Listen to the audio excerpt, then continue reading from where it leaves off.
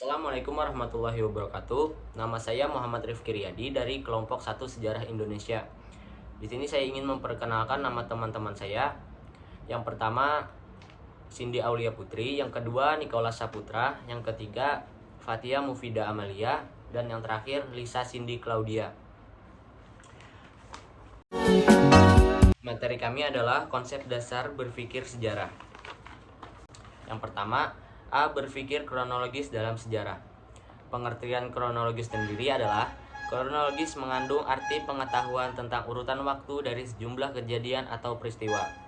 Pengetahuan ini sangat penting dalam pelajaran sejarah yang senantiasa menekankan perlunya mengurutkan seluruh kejadian atau peristiwa yang berdasarkan urutan waktunya, yakni menempatkan kejadian atau peristiwa yang terjadi lebih dahulu daripada yang terjadi kemudian. Ciri-ciri berpikir kronologis. Pertama, memiliki sifat vertikal, penekanan pada durasi kejadian, memiliki cakupan yang begitu luas, mampu menguraikan pada suatu kejadian, mampu memeriksa kesinambungan kejadian, dan adanya perbandingan. Contoh pertama, sebagai contohnya adalah pada materi demokrasi liberal pada tahun 1950 sampai 1959 yang bisa diuraikan menjadi memanjang. Selain itu, uraian kronologis membutuhkan pemerintah demokrasi liberal sampai adanya dekret presiden tanggal 5 Juli 1959 juga bisa lebih mudah didapatkan. Contoh kedua, contoh berikutnya adalah pada peristiwa proklamasi 1945 tidak bisa terjadi secara langsung. Pastinya ada beberapa peristiwa lain yang membuat terjadinya peristiwa proklamasi 1945. Tentunya untuk mengetahui peristiwa apa saja yang bisa membuat terjadinya proklamasi 1945 itu terjadi, diperlukan pendekatan berpikir kronologis. Berikut adalah catatan pergantian kabinet dari contoh yang pertama. 1. Kabinet Natsir dari tanggal 6 September 1950 hingga 21 Maret 1951. Kedua, Kabinet Sukiman dari tanggal 27 April 1951 hingga 3 April 1952. Yang ketiga, Kabinet Wilopo dari tanggal 3 April 1952 hingga 3 Juli 1953.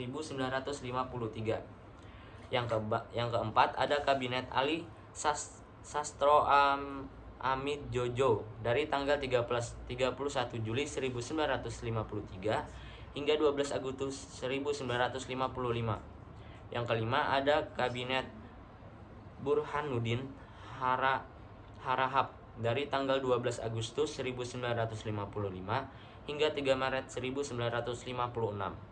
Yang keenam, ada Kabinet Ali II dari tanggal 20 Maret 1956 hingga 4 Maret 1957. Yang ketujuh, ada Kabinet Juanda dari tanggal 9 April 1957 hingga 5 Juli 1959. Dari contoh tersebut dapat dilihat jika adanya pendekatan berpikir kronologis pada analisa peristiwa demokrasi liberal dari tahun 1950 hingga keluarnya dekret presiden tahun 1559. Uraian sebelum hingga terjadinya peristiwa proklamasi dari contoh yang kedua adalah sebagai berikut. Tanggal 6 Agustus 1945, Amerika melakukan pengoboman pada kota Hiroshima. Kota Hiroshima adalah kota penting di negara Jepang. 2. Lalu pada tanggal 9 Agustus 1945, Amerika melakukan pengoboman pada kota Nagasaki. Kota Nagasaki juga sebagai salah satu kota penting di negara Jepang. 3. Tanggal 15 Agustus 1945, Jepang menyerah pada blok Amerika. 4. Tanggal 15 Agustus 1945, Sultan Syahrir mengetahui berita menyerahnya Jepang. 5. Tanggal 16 Agustus 1945, golongan muda memaksa Bung Karno melakukan kemerdekaan Indonesia. Keadaan ini dikenal dengan peristiwa Reng Seng Dengklok. 6. Tanggal 17 Agustus 1945, pembacaan teks proklamasi telah dilakukan.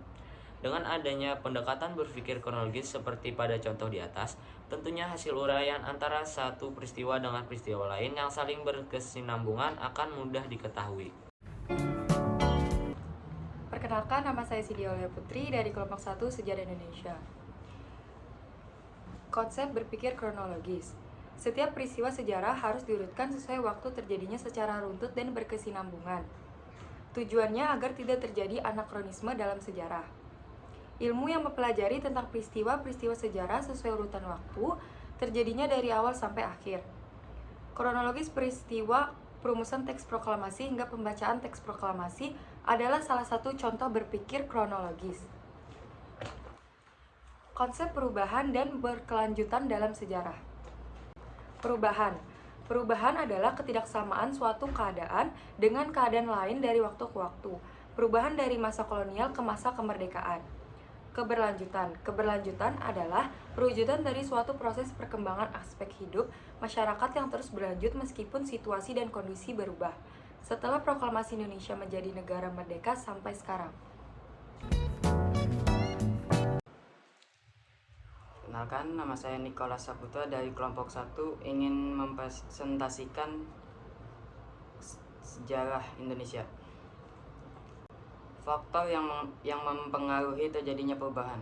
A. Faktor internal penyebab perubahan. Perubahan jumlah penduduk, penemuan baru, konflik dalam masyarakat. Selanjutnya B. Faktor eksternal penyebab perubahan. 1. Perubahan lingkungan fisik. 2. Pengaruh budaya asing. Yang ketiga, C. Faktor penghambat perubahan. 1. Sikap masyarakat tradisional. 2. Kurang berhubungan dengan masyarakat luar. 3. Adat dan kebiasaan. Perkenalkan, nama saya Lisa Cindy Claudia dari kelompok 1 Sejarah Indonesia. Makna perubahan rakyat dan berkelanjutan. Melalui perubahan berkelanjutan, manusia akan semakin dewasa dan bijak dalam menghadapi setiap permasalahan. Makna perubahan dalam sejarah diartikan sebagai segala aspek kehidupan yang terus bergerak seiring dengan perjalanan kehidupan masyarakat.